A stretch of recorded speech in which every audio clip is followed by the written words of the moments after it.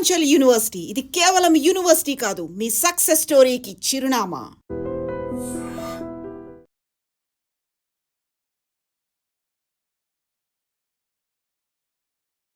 కల్వకుంట్ల కవిత నూతన party ప్రకటించేశారు. Party పేరు తెలంగాణ రాష్ట్ర సేన, టీఆర్ఎస్గా నామకరణం చేశారు. ఆవిర్భావ ఉత్సవం అంగరంగ వైభవంగా జరిగింది.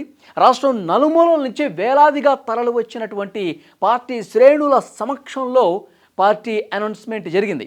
కొన్ని రోజులుగా చర్చ ఉంది పార్టీ పేరు ఏమై ఉంటుందని. సో మీడియాలో, సోషల్ మీడియాలో టీఆర్ఎస్ఏ రాబోతుంది, టీఆర్ఎస్ వచ్చే విధంగా పార్టీ పేరుని డిజైన్ చేశారని కూడా ఒక చర్చ ఉంది. తెలంగాణ రాజ్య సమితిని, తెలంగాణ రాజ్య సేనని, సో ఇలాంటి చర్చ ఉంది. కానీ టీఆర్ఎస్ని పెడుతూ తెలంగాణ రాష్ట్ర సేనగా ఈరోజు ప్రకటించారు కల్వకుంట్ల కవిత. పార్టీ పేరును ప్రకటించిన తర్వాత ఆ పార్టీ పేరు ఏ విధంగా ఉంటుంది, కలర్స్ ఏమున్నాయి, అవి కూడా చాలా క్లియర్గా మీరు ఇప్పటికే చూసుంటారు. పార్టీని అనౌన్స్ చేసిన తర్వాత ఇటు కేసీఆర్ని, రేవంత్ రెడ్డిని, భారతీయ జనతా పార్టీని అందరినీ టార్గెట్ చేశారు కల్వకుంట్ల కవిత. ముఖ్యంగా మాజీ ముఖ్యమంత్రి బీఆర్ఎస్ అధ్యక్షులు కేసీఆర్కి ఒక గట్టి షాక్ ఇచ్చారు ఈ పార్టీ పేరు అనౌన్స్ చేయడంతో అని చెప్పాలి. ఫస్ట్ షాక్ ఇచ్చింది కేసీఆర్ గారికి, బీఆర్ఎస్ పార్టీకే అని చెప్పాలి. ఎందుకంటే బీఆర్ఎస్ అతి త్వరలోనే టీఆర్ఎస్గా మారబోతోంది. బీఆర్ఎస్ పార్టీ పేరుని టీఆర్ఎస్గా మార్చేందుకు కేసీఆర్ కూడా ఆలోచిస్తున్నారు, దీని మీద సమీక్షిస్తున్నారని చెప్తా ఉన్నారు. గతంలో కేటీఆర్ కూడా ఈ ప్రస్తావన తీసుకొచ్చారు. ఎందుకంటే పార్టీలో ఉన్నటువంటి నాయకులు, కింది స్థాయి కేడర్ కూడా బీఆర్ఎస్ని టీఆర్ఎస్గా మారిస్తేనే మళ్ళీ ఆ సెంటిమెంట్ అనేది బలంగా పనిచేస్తుంది, మళ్ళీ పూర్వ వైభవం పార్టీకి వస్తుంది, టీఆర్ఎస్గా మార్చండి అని చెప్పి పెద్ద ఎత్తున చర్చ కూడా జరుగుతున్నటువంటి పరిస్థితి ఉంది. మన కేటీఆర్ మాట్లాడిన తర్వాత కూడా ఇక పేరు మారబోతోంది అనుకుంటున్నటువంటి ఈ కీలకమైనటువంటి సమయంలో కల్వకుంట్ల కవిత డైరెక్ట్గా మా పార్టీ టీఆర్ఎస్ అని అనౌన్స్ చేయడంతో కేసీఆర్ అండ్ కేటీఆర్కి ఒక ఝలక్ ఇచ్చినటువంటి పరిస్థితి, ఇక మార్చడానికి వీలు కల్పించలేనటువంటి పరిస్థితి ఉంది. ఎందుకంటే టీఆర్ఎస్ పార్టీ పేరు ఆల్రెడీ వచ్చేసింది కాబట్టి ఈ బీఆర్ఎస్ని టీఆర్ఎస్గా మార్చే పరిస్థితి ఇక లేదు అని చెప్పాలి.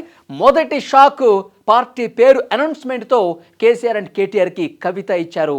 తండ్రికి, అన్నకి ఒకేసారి షాక్కి గురి చేశారు అని చెప్పక తప్పదు. ఈ సమావేశంతో కేసీఆర్ గారికి చాలా సూటిగా కొన్ని ప్రశ్నలు వేశారు కల్వకుంట్ల కవిత. ఇప్పుడున్న కేసీఆర్ మన కేసీఆర్ కాదు, ఇప్పుడున్నటువంటి కేసీఆర్ పాత కేసీఆర్ అసలే కాదు అని చెప్పారు. అవినీతి పరులకు కొమ్ము కాస్తే విధంగా ఆయన ప్రవర్తన ఉంది. పూర్తిగా తన చుట్టూ అవినీతి పరులను పెట్టుకున్నారు.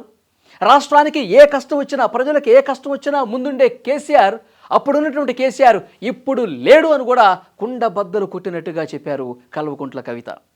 ఇక కాంగ్రెస్ పార్టీ మీద, ముఖ్యమంత్రి రేవంత్ రెడ్డి గారి మీద కూడా అంతే సీరియస్గా వాగ్బాణాలు సంధించారు. రేవంత్ రెడ్డి రాక్షసుడితో పోల్చారు కల్వకుంట్ల కవిత, హిట్లర్తో పోల్చారు. ఇలాంటి కర్కోటకుడు పాలన ప్రస్తుతం నడుస్తోంది, ఈ పాలన పోవాలి, ప్రజలు సుభిక్షంగా ఉండాలంటే ఈ పాలన పోవాలి, పోతుంది, వచ్చే ఈ బలమైన ప్రతిపక్ష పాత్ర ప్రస్తుతం మనం పోషించే పరిస్థితి ఉంటుంది, భవిష్యత్తులో అధికారం మనదే అని కూడా చెప్పారు కల్వకుంట్ల కవిత. సో అందరినీ కూడా టార్గెట్ చేశారు. పాంచజన్యం పేరుతో అంటే టీఆర్ఎస్ ఏ విధంగా ఉండబోతుంది, ఏ విభాగాల మీద పోరాటం చేస్తుంది, ప్రజా సమస్యల మీద పోరాటం ఏ స్థాయిలో ఉంటుంది, అధికారంలోకి వచ్చాక ఏమి చేస్తాం అన్న విషయానికి సంబంధించి 5 కీలక అంశాలను ప్రస్తావించారు. ఒకటి విద్య గురించి మాట్లాడారు, రెండోది వైద్యం గురించి మాట్లాడారు, మూడోది ఉపాధి అవకాశాల గురించి మాట్లాడారు, రైతన్నల గురించి మాట్లాడారు, తర్వాత మహిళా సంక్షేమం గురించి మాట్లాడారు. ఈ 5 అంశాల ప్రాతిపదికనే టీఆర్ఎస్ పని చేస్తుంది, బలంగా జనంలోకి వెళ్ళి పోరాటాలు చేస్తుంది. అధికారంలోకి వచ్చిన తర్వాత ఈ పాంచజన్యం 5ంటికి సంబంధించి ప్రజలకి మంచి చేస్తుంది, ఈ 5 విభాగాల్ని బలోపేతం చేస్తుంది, వాళ్ళ సుభిక్షానికి పార్టీ పనిచేస్తుందని కూడా కల్వకుంట్ల కవిత చెప్పారు. ఇక అక్కడ రాష్ట్ర వ్యాప్తంగా కూడా పెద్ద ఎత్తున ఉన్నటువంటి జాగృతి కార్యకర్తలు, అభిమానులందరూ కూడా ఈ సమావేశానికి తరలివచ్చారు. అక్కడ తెలంగాణ రుచులు అన్నీ కూడా భోజనాలు కూడా ఏర్పాటు చేశారు. సురవరం ప్రతాపరెడ్డి భోజనశాల ఒకటి ఏర్పాటు చేశారు, సమ్మక్క సారళమ్మ భోజనశాల ఏర్పాటు చేశారు, షోయబుల్లా ఖాన్ మీడియా భోజనశాల కూడా ఉంది. క్యాడర్కి, అతిథులకి, సుదూర ప్రాంతాల నుంచి వచ్చినటువంటి అభిమానులకి అందరూ కూడా పసందైనటువంటి తెలంగాణ రుచులు ప్రతిబింబించే విధంగా భోజనాలు ఏర్పాటు చేశారు. పార్టీ ప్రకటించేసిన తర్వాత కార్యకర్తలు, అతిథులకు తెలంగాణ రుచులన్నీ కూడా ఈ మధ్యాహ్న భోజనం కోసం 34 వంటకాలు సిద్ధం చేశారట. నాన్ వెజ్లో ఏం పెట్టారంటే తలకాయ కూర, బొట్టి ఫ్రై, తెలంగాణ మటన్ కర్రీ, నాటుకోడి పులుసు, బొమ్మిడాయల పులుసు, హైదరాబాద్ చికెన్ దమ్ బిర్యానీ, మిర్చికా సాలన్, ఎగ్ ఇగురు ఇలాంటివి ఉన్నాయి. ఇక వెజిటేరియన్లో బగారా బైగన్, మసాలా కర్రీ, కందగడ్డ ఫ్రై, పాలకూర, మామిడి పప్పు, ఆలు టమాటా, చామగడ్డ పులుసు, కట్చారు ఇవన్నీ కూడా సిద్ధం చేశారు. అంటే తెలంగాణ ప్రత్యేక వంటకాలుగా పేరుగాంచినటువంటి మక్కగారెలు, జొన్న రొట్టె, సర్వపిండి, బూరెలు, అరిసెలను కూడా మెనూలు చేర్చారు. ఇక వీటితో పాటు bagara rice, white rice, sambar, రోటి పచ్చడి, దోశ, ఆవకాయ, మిర్చి బజ్జీ, పచ్చి పులుసు, పాపడ్, పెరుగు, రైతా కూడా ఇందులో ఉన్నాయి.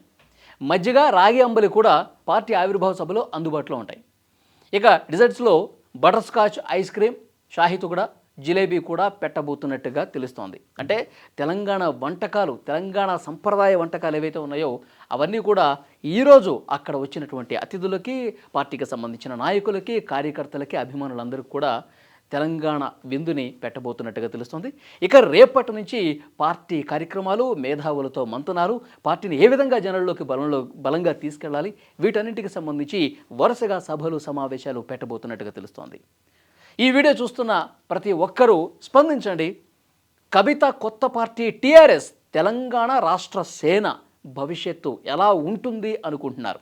ఒకవైపు కేసీఆర్కి, మరోవైపు రేవంత్ రెడ్డికి, భారతీయ జనతా పార్టీకి, ఈ 3 బలమైనటువంటి పార్టీలను తట్టుకుని కవిత నిలబడతారా లేదా? Please comment.